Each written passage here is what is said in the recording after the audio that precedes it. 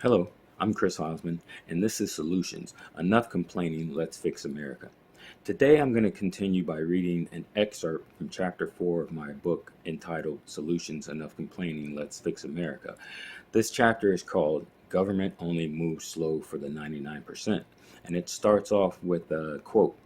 Polite faces built upon scaffolds of sneers, antipathy, loathing, revulsion, abhorrence, and hatred. End quote. Is it just me, or does the leadership of America only seem to drag its feet when it is an issue pertaining to policies that would help the masses and in turn hurt the minority of the 1%? Consider the latest, greatest fight that Americans face: healthcare. The Declaration of Independence, upon which this country was founded, clearly states the following quote, "We hold these truths to be self evident that all men are created equal, that they are endowed by their Creator with certain unalienable rights, that among these are life, liberty, and the pursuit of happiness." It is my contention that happiness and the pursuit of this unalienable right can only be truly possible when one's health is either good or all efforts to make one's health good are readily available.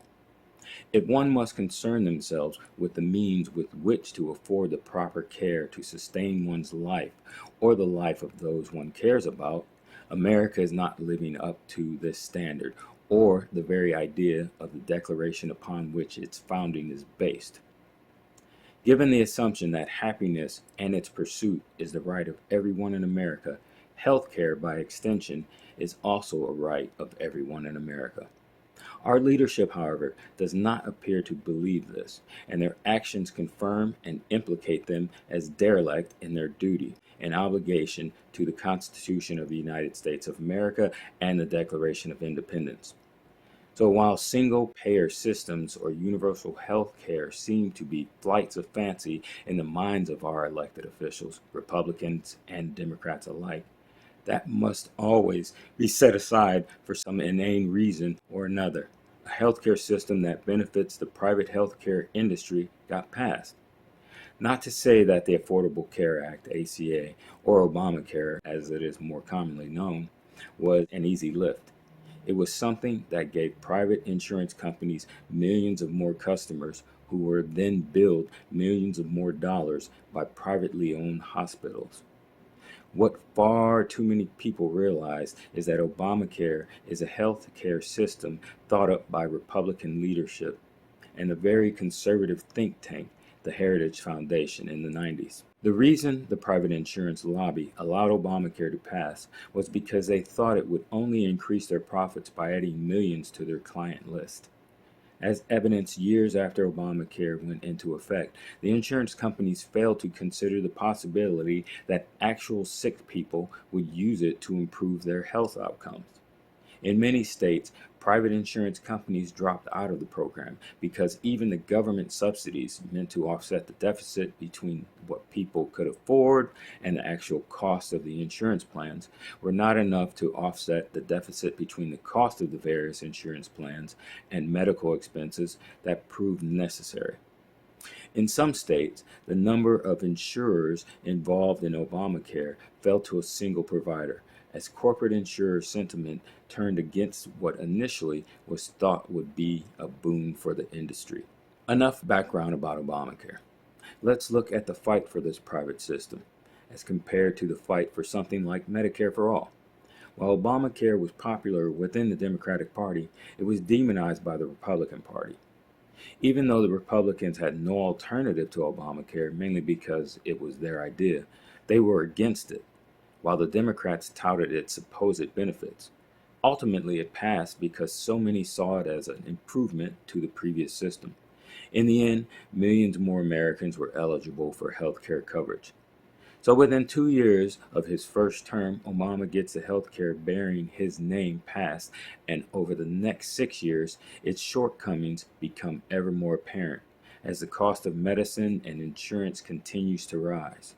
Now, an obvious next step would be to control those costs and to seek out a means to cover the health care of every man, woman, and child in the nation. But what would such a plan as this look like? Enter Bernie Sanders, who declares health care as a right that should be covered under a Medicare for All system. one like that of our neighbors to the north, Canada, and almost every other developed country in the world. Since the 60s, as with every other developed country, Canadian citizens have not had to worry about going bankrupt due to medical bills, nor have they had to postpone medical visits for fear of the costs associated with such visits. Canadians haven't even had to stay in a terrible job for fear of losing their health care coverage. They have, however, had a greater ability to pursue their happiness because the fear associated with the healthcare scare has been diminished for decades in Canada.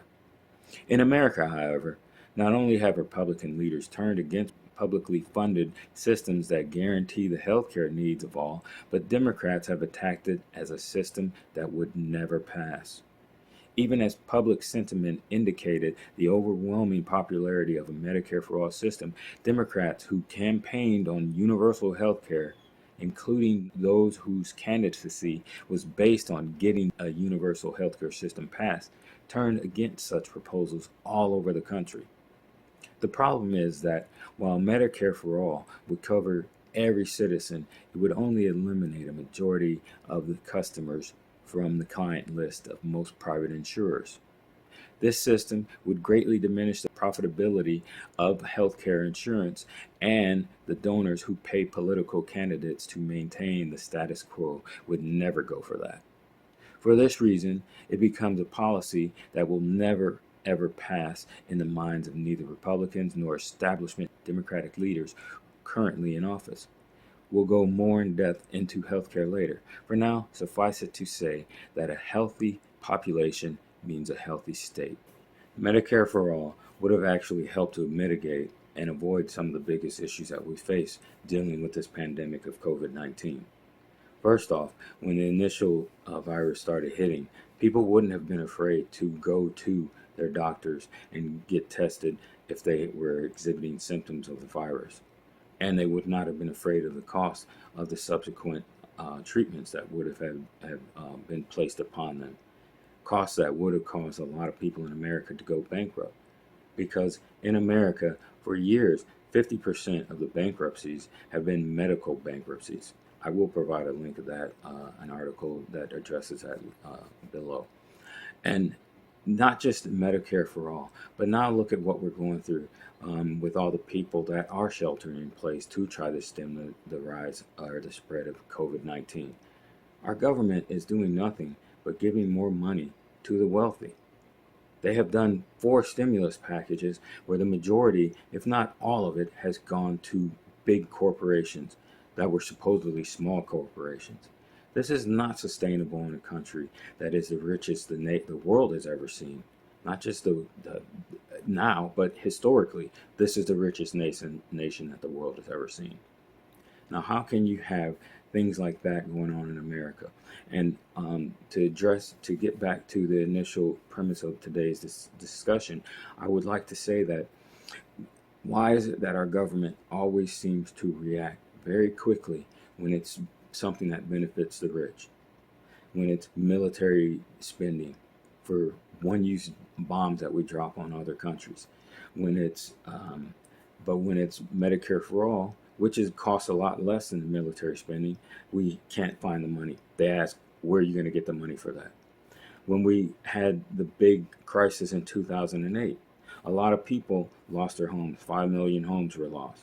But nothing was done to help them, but a lot was done to help the big banks get even bigger. Today, with the coronavirus emergency and with all these millions of people being laid off and put out of work due to that virus, the government seems powerless to do anything once again. Now, let me ask you this.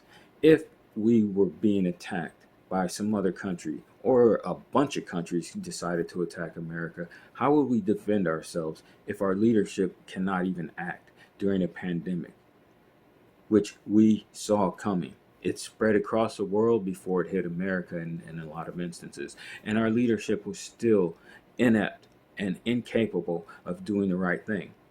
In my opinion, a solution to that, to the spread of coronavirus, would be to shelter in place, but to also do debt forgiveness or debt suspension. A debt jubilee would have been possible.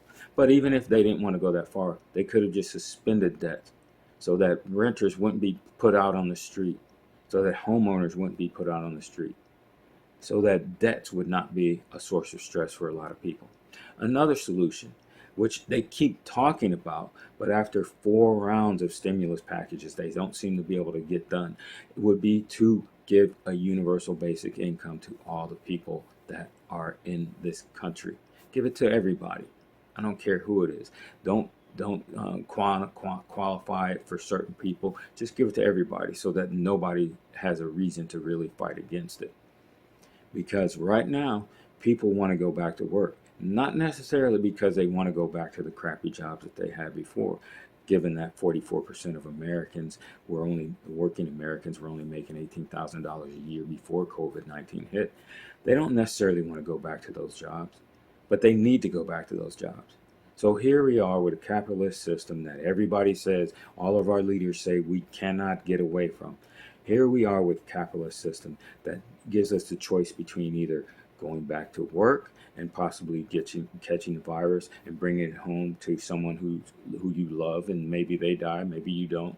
But imagine the guilt of that if they pass and you don't, or staying home and starving and still killing your family.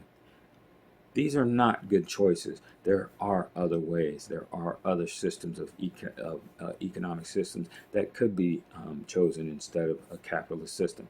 Capitalism has run its course, and it's been exposed as a system of scarcity, in which a very few amount of people eventually make all the money, or the majority of the money, while the rest of us are forced to scrounge around for the scraps. And it's only getting worse. So capitalism is a system that we need to not even put in check, because there were regulations on a lot of the capitalist fraud and theft and criminality that was going on.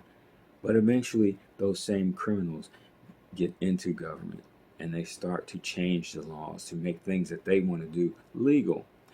Corporate buybacks, they used to be illegal, but now all of a sudden they're legal. So these corporations can buy back their outstanding stock and appear to be more profitable. Their stock price goes up. But then when something like COVID-19 hits, they didn't store any of that excess money. They didn't save anything for a rainy day like they tell the rest of us to do. They basically just squandered it on CEO pay and basically just extracted that money from that company, making it vulnerable to such things as bankruptcy, as we see now with a lot of these corporations.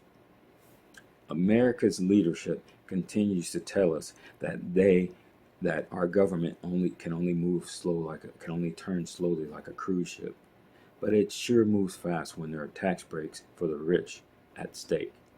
Paul Ryan and Donald Trump, their tax cuts for the rich, it was 3.2 trillion or some crazy number like that. Where is all that money? Maybe the rich should be giving back to the rest of us. Maybe our government should stop saying that the government only works quick or slow for anybody, when it's apparently not true, and it works very fast for the 1%. Anyway, thanks for joining me. I love the comments. If you have any more comments, please feel free to add your comments to this, and I will answer as many as I can. Thank you. Have a good day.